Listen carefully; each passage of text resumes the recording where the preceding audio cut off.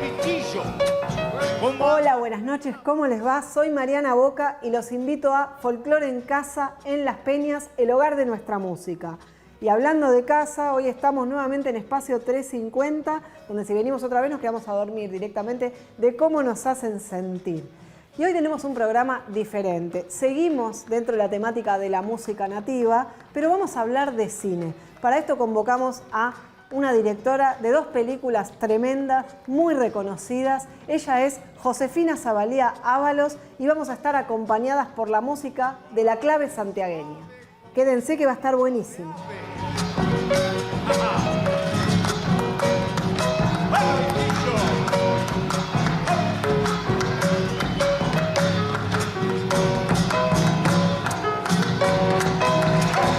Programa especial que tenemos, dedicado prácticamente íntegramente a Santiago del Estero. Estoy con Josefina Zavalía Ábalos. ¿Cómo estás? Hola Mariana, ¿cómo estás? Muy bien, muy contenta.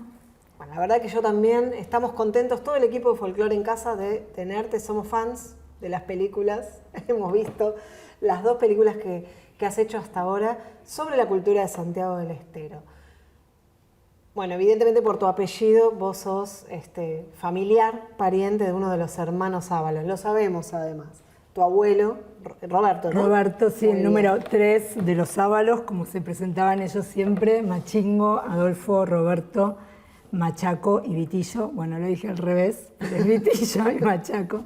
Que iban zapateando. Iban zapateando, así que sí, estoy muy vinculada a Santiago desde mi infancia. Viví con mi abuelo Roberto muchos años, los primeros años de mi vida. ¿Acá en Buenos Aires? En Buenos Aires, sí. ¿Donde vos naciste? Roberto fue maestro rural en Santiago, mi abuela también era maestra rural y los Ábalos, los otros 4, ya habían empezado acá a hacer dúo de pianos. En Buenos Aires se habían mudado, habían empezado a filmar La Guerra Gaucha. Claro. Y ahí en ese momento lo llaman a mi abuelo para que se una a esta idea de formar los hermanos Ábalos y de empezar a difundir el folclore santiagueño en Buenos Aires, que casi en esa época, años 40, no se conocía. Ellos fueron precursores, y no solo en Buenos Aires, en todo el país. Sí, totalmente. Han difundido la chacarera principalmente, sí, pero toda la música folclórica de Santiago del Estero. Con esta infancia tan vinculada a tu abuelo, ya empezaste a palpitar todo esto que después conociste y pusiste en tus películas. De algún modo sí, porque toda esta cosa que pasaba en la casa familiar, que vivía con mi madre, mi padre, mis abuelos y mi bisabuela también, la madre de los Ábalos, creo que se fue generando un movimiento en mí muy particular con la cultura santiagueña, con sus mitos, leyendas, los cuentos que me contaban, las historias del Almamula, del Cacuy, de la Salamanca. Que no conocemos, ni tenemos idea en Buenos Aires. Y en Buenos Aires estamos como separados de todo, ¿no? O sea, de estas culturas de nuestro país. O sea, es como que nacemos con otras ideas urbanas, con otros cuentos, con otras historias, otras identidades, que no está bien ni está mal, digamos. Otros caminos, pero bueno, me tocó a mí tener como estos sabios, por decirlo de alguna manera, ¿En tu familia? Cerca, en mi familia. Mi abuelo, como era maestro además rural, él estaba muy apegado a todo lo que era la literatura y las leyendas santiagueñas. Y tenía la capacidad de transmitirlo por ser Además, y tocaba el bombo, que era un genio, o sea que también lo iba decorando y también estaba el piano y se reunían a ensayar ahí los Ábalos. Entonces creo que de chiquita algo se fue armando en mi imaginario, en mi fantasía, que después seguramente con los años yo lo perdí, fue desapareciendo y lo volví a recuperar de grande cuando empecé a pensar en la idea de hacer cine. Claro. Toda esta inquietud que has tenido por la narrativa, por lo literario, te lleva a producir, dirigir, guionar tu primer film, que es Ábalos, la historia de 5 hermanos. ¿Cómo surgió la idea? Que ya después vamos a contar de qué se trata, es una película ya estrenada en 2017, pero ¿cómo surge esta idea? La idea surge de hacer esta película cuando ya no estaban los Ábalos, solamente quedaba Vitillo. Sí. Entonces voy a un cumpleaños de él, de 85, creo que cumplió 85 en ese momento. Y vivió muchos años más. Vivió muchos años más y en ese momento él estaba festejando en el subsuelo de una peña, tocando en un lugarcito así como este, muy chiquito, con poca luz. Estaba como empezando su carrera solista, porque ya sus hermanos no estaban. Y estábamos la familia en una mesa enorme y amigos de él y Elvira, festejando este momento. Y yo estaba ahí como mirándolo de lejos y decía, ¿qué vamos a hacer con este ser? ¿No? Claro. Porque lo veía él con una fuerza, con una energía, más allá de lo que le tocaba, ¿no? De haber estado en la música con sus hermanos durante toda la vida, 60 años. O sea, creo que no hay muchas bandas en el mundo con esas características de haber vivido la vida, ¿no? Porque además hermanos, los 5 hermanos, la misma formación. Entonces, un poco ese espíritu de él, verlo con esa energía, con esa fuerza, con ese empuje de vamos, seguimos adelante. Aparte, habiendo perdido ya a sus 4 hermanos, con toda la nostalgia que eso puede traer, él pudo seguir adelante. ¿Vos te imaginás un viejito en el sillón de su casa, o sea, solitario, rememorando, casi en blanco y negro te lo imaginás a esa escena? Y en realidad Vitillo era otra cosa. Es que yo lo conocí personalmente a Vitillo, lo he visto varias veces, realmente llamaba la atención. Vos estabas en, no sé, en un evento que era normalmente donde yo lo veía, una vez lo vi en una muestra, donde había un montón de gente joven, de mediana edad. La sonrisa se la veías desde una cuadra más o menos, el look un aura. Impecable. Tenía un aura y una vitalidad pocas veces vista en una persona de esa edad. Pero bueno, como esta película es un retrato de Vitillo Ávalos, a través de él vos contás un poco de la historia de los Ávalos también, queda registrada esa vitalidad. Es que eso fue el germen de la película, o sea, ese fue el contagio y por eso también la idea de llevarlo a Vitillo a nuevos escenarios, de hacer cosas que él no había hecho. O sea, nosotros empezamos a filmar con él cuando él tenía 88 años. Sí. Yo le dije, mira, Vitillo, esto es un documental, no sabemos cuánto va a durar la producción, todo muy a pulmón en el inicio, porque era esta idea de filmar, de grabar. Me encuentro con mi primo, Juan Gijena Ávalos, guitarrista de Ciro. Que es protagonista de la película junto a Vitillo. Exacto, y él tenía esta idea de grabar el repertorio, me dice, quiero que Vitillo grabe el repertorio de los Ávalos para tener esto como un legado aparte, algo chiquito. Y me dice, la primera sesión va a ser con Juanjo Domínguez en el estudio de unos amigos. Y dije, para Juanjo Domínguez y Vitillo, o sea, guitarra y bombo, esto lo tenemos que registrar. Uno.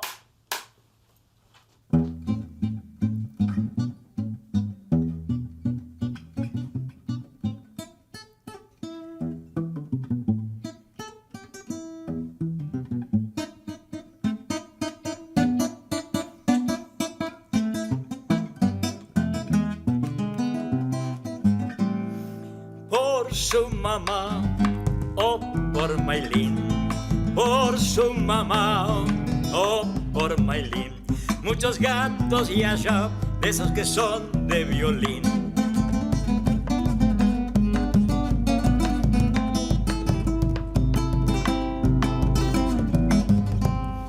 Por su mamá o por Maylin, a este gatito lo voy a encontrar en la Sinfónica del Colón. Le dije así, vamos ya, que a Santiago voy.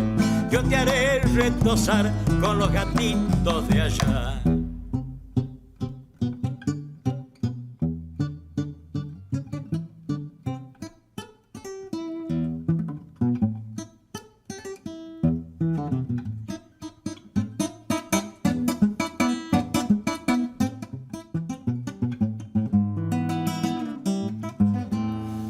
Para silbar o cajonear, para silbar o cajonear, cualquier tono es igual, sol, la, si, do, re, mi, fa.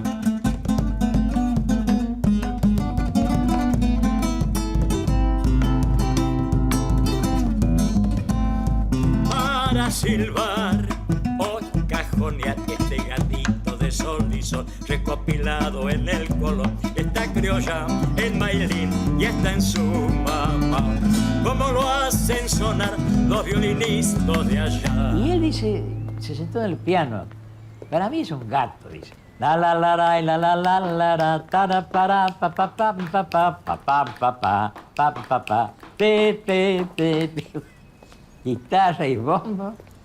Che, le dice, Machaco es un gatito. Dime, don Pedro Tchaikovsky, ¿no será santiagueño que después se crió en Rusia porque es un gatito?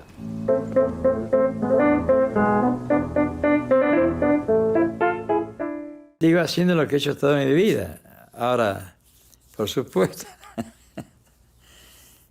por ahí alguien me va a decir, déjate de joder ya, quédate quieto.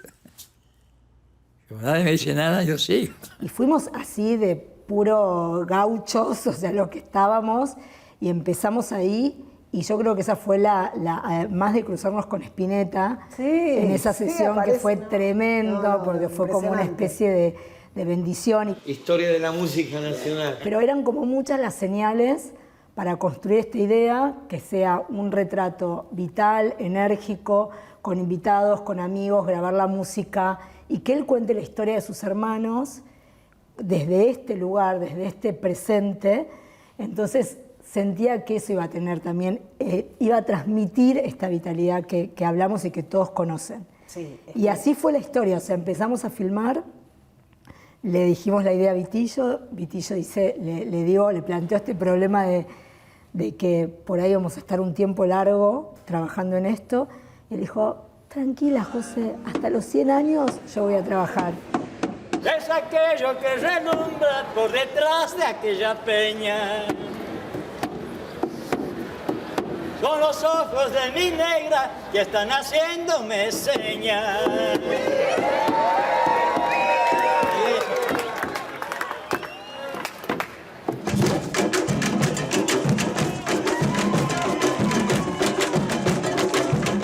Un poco esa idea y esa conexión con el trabajo, y a donde se nos ocurría hacer la sesión con Jimmy Rip, con Juanjo Domínguez, con Jaime Torres, con Luis María Serra, con La Bomba de Tiempo, con Rally, con Ciro, o sea, un montón de cosas que además no están en la película, con Federico. Bueno, pero todo esto que vos decís aparece todo en el eso momento. Sí, hicimos una serie también, estaba Liliana Herrero, Leopoldo Federico, o sea, un material hermoso que nos dejó, que está aparte en la película, aparte está en la serie, quedó documentado el disco, que bueno, ganó el Gardel en ese momento, a los 95 años, recibió su primer Gardel. Lo ve ahí recibiendo, realmente es emocionante. Y creo que todo ese tránsito, todo ese tiempo que estuvimos trabajando, que tuve un equipo de oro, que realmente agradezco un montón, los cámaras, la montajista. Acá lo sabemos perfectamente. Lo sabemos, por eso lo menciono, porque es muy importante, porque ellos nos siguieron todo este tiempo,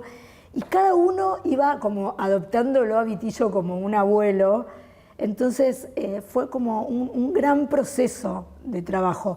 Obviamente, como todas las películas, durísimo, fuerte, pasaron 1000 cosas en el medio, pero bueno, logramos hacer la película, estrenarla con el presente. O sea, la película quedó seleccionada en el Festival de Mar del Plata, lo llevamos a Vitillo y le hicimos un homenaje con bombos, que la idea era juntar 95 bombos para que lo reciban. No sé si llegamos a 95 porque nos iban a matar en el cine, pero fue un gran momento para mí, un honor, o sea, que él haya tenido ese regalo en la vida de poder ver su historia y ver a sus hermanos en la pantalla grande. Claro, porque no hay tampoco películas del recorrido de los hermanos ahora. No. Podría haber habido unas producciones tremendas. Enormes, series, hay un montón de historias para contar sobre ellos, porque aparte cada uno tenía un talento, cada uno tenía un rincón. Machaco era un genio en todo lo que tiene que ver con la vidala y con la guitarra, pero sobre todo la vidala. Bueno, Adolfo ni hablar, enorme pianista, pero todos eran. Machaco también tocaba el piano, Machingo también tocaba el piano, todos componían. El bombo lo tocaban todos, ¿no? El bombo lo tocaban todos, el bombo siempre nuclea. Claro. Entonces, mi abuelo estaba más en el rincón este que te contaba al principio de los mitos, de las leyendas, como maestro, toda la experiencia que él traía real del monte, de haber estado muy metido adentro del monte. Entonces, digo, hay para hacer varias películas y series Pero en el es futuro. como una manera de sanar esa falta que hubo de material fílmico y audiovisual de los hermanos Sábalos, ¿no? Mira, te cuento algo. Hay un documentalista belga que vino en los años 50 a hacer un trabajo increíble y los registró a ellos, o sea, cantando yarabí, carnavalito, chacarera, gato, samba, increíble material que yo traté, es un material fílmico, está en 16 milímetros, traté de rescatarlo y bueno, se avinagró, ¿viste lo que es la historia del fílmico en nuestro país? ¿Se avinagró? Se avinagró, por chicos. Favor. Sí, tremendo. Pero bueno, está la historia, está esa película, se hizo, logramos hacer, reunimos un montón de músicos y sobre todo la forma de contar y de montar la película también está pensada para las nuevas generaciones, para que los chicos que por ahí no conocen estas historias de los inicios del folclore, años 20, 30, 40, puedan conectar con este folclore tradicional, pero muy moderno para la época también. ¿Qué pasó el día del estreno? ¿Cómo fue ese momento? Fue muy, muy emotivo, primero porque yo era la primera vez que veía la película también en el cine y con espectadores, que también de algún modo para mí las películas se terminan, un poco se abandonan, como dice Charlie con las canciones, pero para mí se terminan con los espectadores cuando hay un público, cuando hay un otro que ve ese material y que pueden pasar mil cosas, ¿no? Porque son miles de subjetividades viendo y conectando con eso. Entonces, para mí fue un regalo enorme que esté Vitillo en ese festival, que además el Festival de Mar del Plata es como también algo importante haber estrenado ahí y bueno, y ver la reacción de la gente, del público, súper emocionados y todos venían a contarme alguna historia con sus abuelos o cuando aprendían folclore en las escuelas, con la música de los Sábalos o situaciones que los habían visto en algún pueblito perdido. Entonces y muchas risas en el medio de la película y aplausos como si estuvieran los músicos ahí en vivo tocando. Y creo que eso tiene que ver con una enorme sensibilidad que tiene desde el equipo que trabajamos juntos, desde cómo lo filmamos a él. Creo que también el hecho de que estuviéramos ahí con Juan, que somos sobrinos nietos de Vitillo, para él también significó mucho. Y así llegamos a hablar de la segunda película tuya, preestrenada recientemente en el Bafisi, próxima a su estreno comercial, Salidos de la Salamanca. Así es.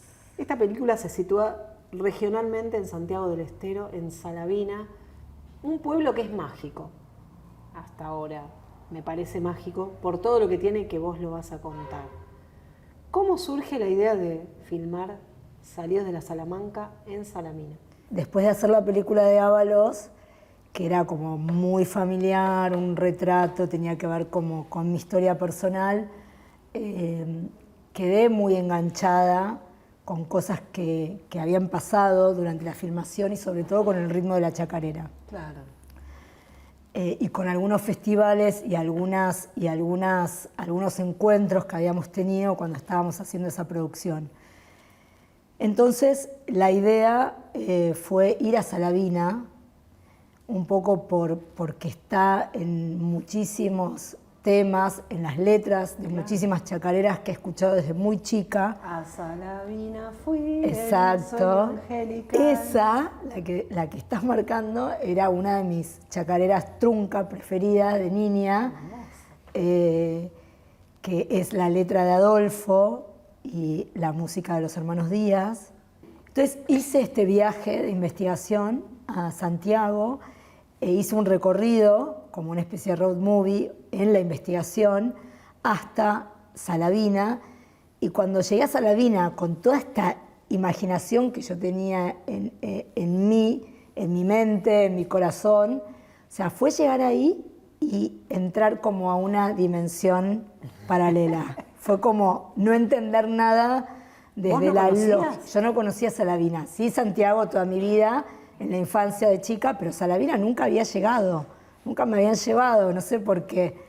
Quizás estaba esperando para ir de grande y mirarla con otros ojos. No sé qué hubiera pasado si hubiera ido de niña. Sucedió que realmente siento que entré en una dimensión, como te decía, diferente, con una lógica diferente, con una energía descomunal, en un lugar que parece que no hay nada. Creo que es un lugar que conserva, en esa idea de que pareciera ser que no hay nada, para mí se conserva toda esta energía y todo este saber ancestral que tiene ese lugar desde los primeros años del siglo XX, cuando era un lugar muy especial, había más pianos que en Santiago Capital, estaban los hermanos Díaz, ahí nació Sixto Palavecino, estaban los violineros que le enseñaron de alguna manera a tocar a Sixto, o sea, había una tradición de muchos violineros, había una población enorme de afrodescendientes, ya digamos mestizados, pero era como un lugar y mucho monte. Al no haber construcciones casi y al mantenerse la originalidad, digamos, de cómo vivían los pueblos originarios que habitaban esos espacios, muy virgen, muy cuidado, muy conservado. Entonces, en ese lugar que aparentemente no hay nada, que es salitral, que es áspero por sus árboles, o sea, los cintines, los vinales, espinas así gigantes, para entrar al monte es toda una experiencia ya, ese ingreso. Entonces, algo pasó en mí, en esto de sentir que era un lugar mágico. Entonces, ese enorme quantum de energía en contraste con este lugar tan aparentemente vacío, creo que tiene que ver con este mundo, para mí, de conectar la Salamanca, que es este lugar místico donde aparentemente se dice que uno El hombre entra y hace un pacto con el diablo para que le dé un don. Aparentemente esta idea de la Salamanca viene de la que la rebasco, viene esa idea con los conquistadores, invasores, como querramos llamarles, que ya se mezclan y se fusionan, digamos, en esta tierra. El español inquisidor. Claro, que lo dice Julio Rodríguez Ledesma, uno de los entrevistados. Él habla justamente de eso, y esta idea del diablo también la traen ellos, o sea, en esta tierra no había diablos. Sí, nosotros en el programa estuvimos charlando de este mismo tema con Peteco Carabajal. O sea, estuve a punto de preguntarle si él había entrado a Salamanca a hacer el pacto, porque encima tiene. Qué lástima todos que los no me dones, preguntaste, ¿no? Qué lástima. Bueno, en Santiago todos son músicos, todos son bailarines. Entonces la gran pregunta de esta película es, ¿entraron a la Salamanca? ¿Santiago del Estero es una Salamanca? ¿Qué es una Salamanca? ¿Es un pacto con el diablo? ¿Qué diablo es el que está ahí? ¿Es realmente ese diablo como nosotros imaginamos, judeocristiano, que nos castiga, nos dice lo que está bien o lo que está mal? Si la hipótesis es que en ese lugar está el saber ancestral y sagrado, y en ese momento querían conquistar y querían un pueblo sumiso y querían abolir la cultura de esos pueblos, estaba prohibido ir al monte. Claro. Porque ahí en el monte había algo que pasaba. Entonces un poco la película empieza como a tomar estas ideas, empieza a conectar el universo de la chacarera y el universo de la Salamanca, se hace preguntas, toma retratos de Salavina, se acerca a sus músicos anónimos que tienen historias increíbles, que son descendientes de los hermanos Díaz, de Sixto, son todos Palavecino. parientes. Todos son parientes, todos tocan instrumentos, entrás a un rancho perdido en medio del monte. Y hay un músico. Hay un bandoneón, hay una guitarra, hay un violín. Se arma en 2 segundos un encuentro musical.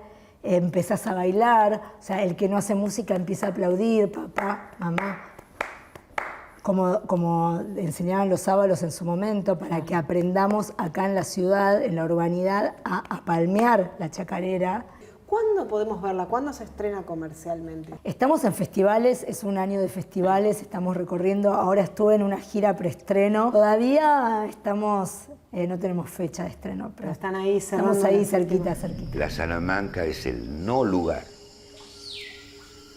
Uno entra en un mundo mágico, donde el tiempo es otro.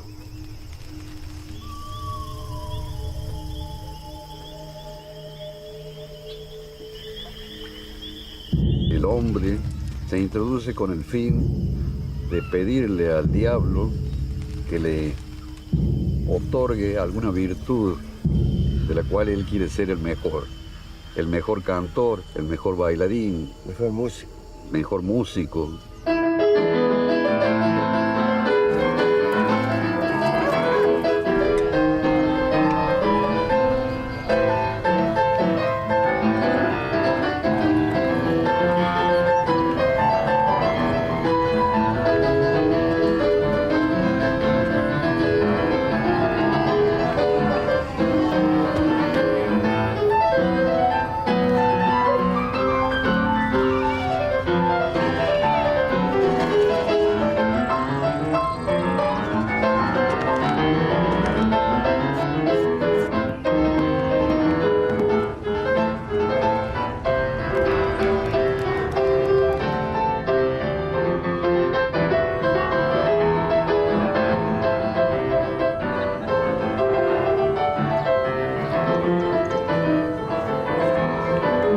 Sí, me han llamado salamanquero, pero yo hago música. Salvo almas haciendo escuchar mi música. Canto las cosas del monte y cosas del quebrachal, las que nunca he de cambiar por cantares de otro suelo, cantando como mi abuelo pa'l tiempo del carnaval.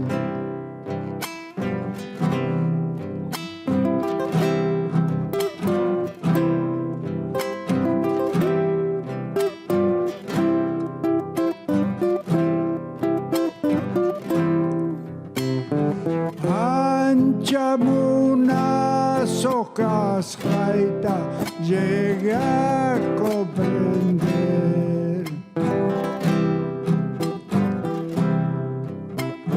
pero su pacas jaiquita ya ni recién ciego munazos jaimanta mi bien.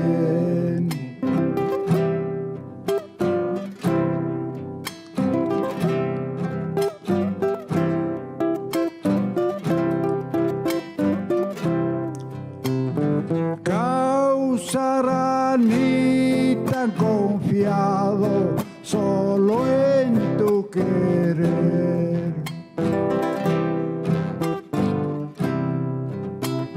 Mana chaina casa cara ya ni recién ciego munazos jaimanta mi bien.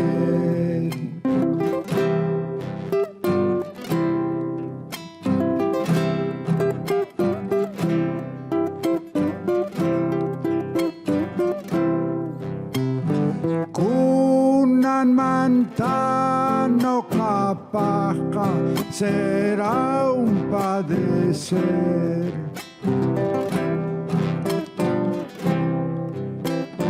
Eso es lo que me ha quedado, ¿qué más puede ser? Ciego munazos jaimanta mi bien. Ciego munazos jaimanta mi bien. Ciego munazos jaimanta mi bien.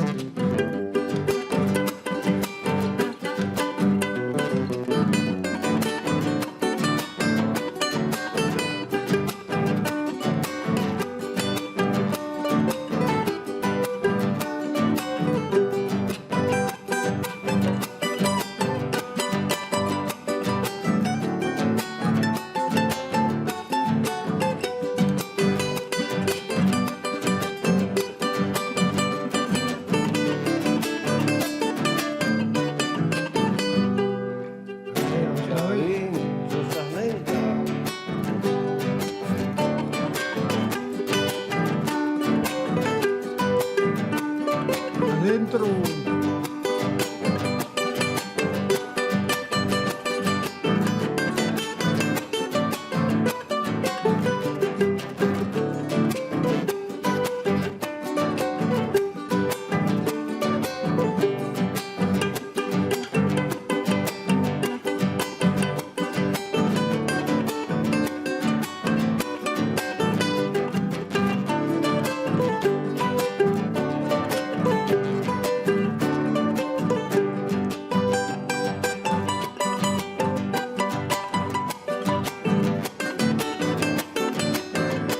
Ahí nomás.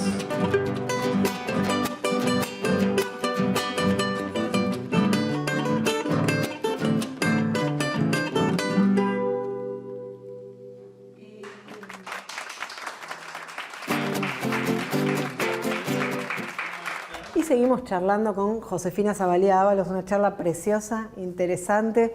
Y voy a presentar también a Yibu, a don Yibu Maldonado. Muchas Una gracias. eminencia en todo sentido, un agradecimiento por venir acá, Yibu, por sentarse con Tuve nosotros. la suerte en esta tarde-noche, digamos, de venir a compartir con la charla que hacían ustedes, muy importante, muy cultural todo eso.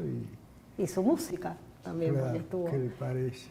en el escenario. Muchos recuerdos, mucha nostalgia para mí. Claro, me imagino que sí. Hay una historia de muchos años.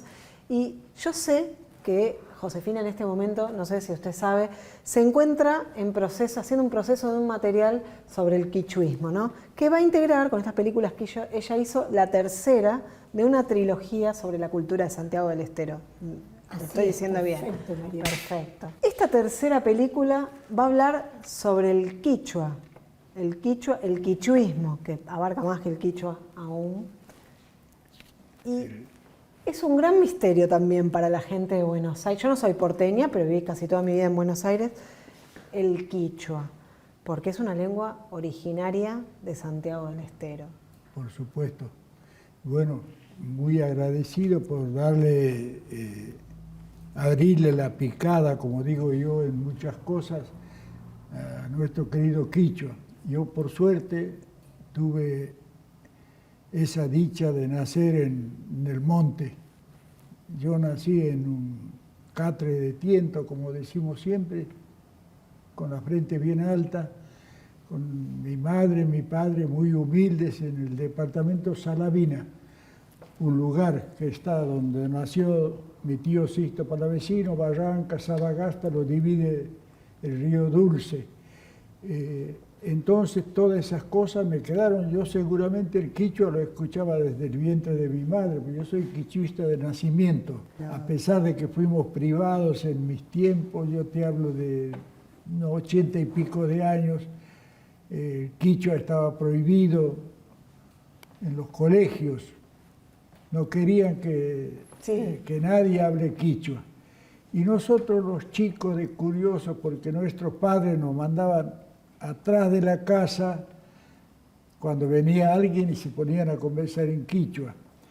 Y había sido que uno cuando escondido puede escuchar desde una esquina, aprende mejor. Claro. A veces los libros te enseñan mucho, pero nosotros tenemos esa magia, digamos, esa habilidad de aprender solitos. Y de chiquito aparte, ¿no? La transmisión oral. Claro, exacto. Transmisión oral. Y bueno, todo eso para mí me lleva a tener estos años que llevo en mis espaldas, y soy un agradecido cuando hay encuentros así. Yo tuve la suerte de que una de mis hijas, tenía 3 y una estudió para locutora nacional, se recibió. Y la oportunidad para ser periodista le dieron y se recibió periodista. Karina Maldonado, la conocemos, Karina a su hija que sí. partió en 2020 o 2021. Claro, me la llevó la pandemia. El COVID, en la pandemia. No la pudimos salvar y bueno. Pero ella era una importante difusora, ha dejado mucho para nosotros, mucho. Y bueno, y lo conocemos a usted también gracias a ella. Claro, Eso como padre. es un montón. Esto... Si usted... ¿Puedo hacer una pregunta? Sí, ¿Puedo hacer claro, una pregunta? obvio, más vale. Diego, si usted tuviera que decir, ¿qué es el quichua para usted? El quichua para mí es todo. Yo hablo, canto algo en quichua, escribo en quichua, y todo eso para mí me llena de satisfacción porque los años que llevo me está reconociendo la gente en muchos lugares, ahora me llaman para verme, pensarán que soy un hombre de un bienestar lindo. No, me ven a mí y más me quieren. Y eso... Hay algo que está diciendo que lo puedo reconocer en Don Sixto, que es pariente mi tío, suyo. sí. Nosotros el quichua en Buenos Aires lo conocemos a través de la figura de Don Sixto, que fue un difusor excepcional del sí, quichua. aún todavía existe el alero quichua santiagueño Sí, en el Santiago del programa. Estero. Quedan sus hijas ahí, lo están manejando. Yo estuve cuando cumplieron 50 años, ahora 4 años y pico, sí, o 5. Estuve en la radio tocando folclore. Tuve la suerte de tener un grupo. Yo de chico, mi padre tenía una guitarrita de esas, no sé de dónde la sacó. Para colmo era zurdo, tocaba al revés. Y yo lo miraba y me llamaba la atención todo eso y aprendí un poquito para mí. Es que yo veo un continuador de la tarea de Don Sixto en usted, lo veo, y ya me imagino a Josefina arrancando por el... Ese es el punto. Todo su conocimiento y toda la expresividad que tiene la lengua quichua, ¿no? ¿Cuál es la idea? ¿Cuál es la idea con la que vas a trabajar? Todavía no hay una idea. Ajá. O sea, hay un trabajo de investigación sobre estas teorías, que hay quienes dicen que el quichua viene con la conquista, hay quienes dicen que el quichua ya estaba en Santiago. Para mí estaba, es eso. Claro, para mí en estaba. la Mesopotamia. Porque los queridos indios santiagueños hablaban, ¿y qué decían? Hablaban en quichua. Claro. El quichua es una cosa muy dulce. Yo le digo en todas partes, levanto la frente y digo, el quichua es lo mejor que tenemos, no ocupa lugar y tiene una dulzura, aparte de ser quichua. Usted va a ver cuando hablan dos quichuistas, está a flor de labio, como decimos, la sonrisa, porque tiene mucha picardía el quichua. Yo necesito que me digas, claro, sí, yo necesito que me diga una frase en quichua. Una frase, para un cerrar poema, este programa. algo lindo. Algo ¿Qué lindo. puede decir? Y más maná, ¿por qué no? Jamcuna ancha sumitas canquis. Ustedes son muy bonitas, las dos. Señorita periodista y señorita directora de cine, ¿no? Sí, así es. Estuve escuchando atentamente la presentación, todo eso es muy importante porque deja una cultura tremenda para nuestros hijos, nuestros jóvenes, nuestros nietos, que no se pierda todo esto, que la vida continúe. Yo donde voy apareciendo, tengo la suerte, me llaman de los escenarios para que salude y la gente me mira y entonces dicen, ¿ese es don Chigu Maldonado? Sí, señor, soy yo. ¿Por qué? Y porque no tiene cara de tener plata, me dice. Y bueno, gracias a Dios no hay cosque. Gracias a Dios la riqueza nuestra fue esto, la pobreza fue la riqueza para nosotros, porque nos criamos de la mejor manera. Yo soy uno de 12 hermanitos, quedamos pocos con vida. Mi mamá y mi tata les mando un beso, que ahí debe estar escuchándome. Y bueno, todas esas cosas que no se pierdan. Ustedes como jóvenes, como gente de Buenos Aires, de mucho estudio, señorita periodista, usted hace muy bien de preguntarle a ella todo lo que le preguntó, y que vos sigas por el camino que te dejaron esos recordados hermanos Ábalos, ¿no? Ay, don Chivo, muchísimas gracias por su presencia aquí, por acompañarnos en esta charla con Josefina y contarnos todo esto. Quiero despedirme primero de usted, que vamos a seguir escuchando su música con la clave santiagueña. Y quiero despedirme también de vos, Josefina. Te voy a entregar un recuerdo de nuestro paso, de nuestro encuentro, de tu paso por Folclore en Casa. Así que me despido, las manos. Muchísimas gracias. Don Chiu. Soy un agradecido de la vida, no sé, que no ocurra más, pero hoy ocurrió y estoy muy feliz de haberlas conocido francamente o mirarla de cerquita, a pesar de que por las pantallas la vemos. Bueno, muy bien. Bueno, ¿puede hacernos una despedida en quichua? Exactamente. ¿Puede despedir este programa en quichua? A esa cámara. Ancha sumas tiani kunantuta. Estoy muy bien esta noche. Y tukuita sumarja anchatun saquepuikish y guarmistas su allí muchanata. Les dejo un abrazo muy grande a todos los hombres y a las mujeres un hermoso beso.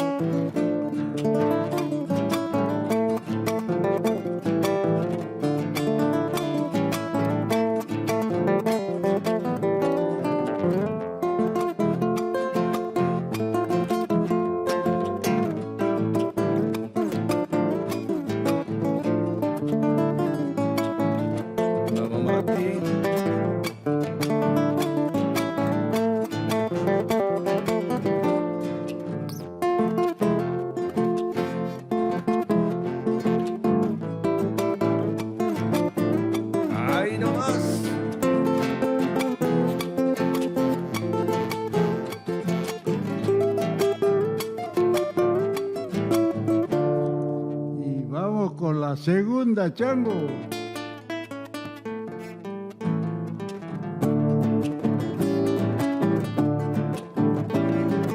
Adentro.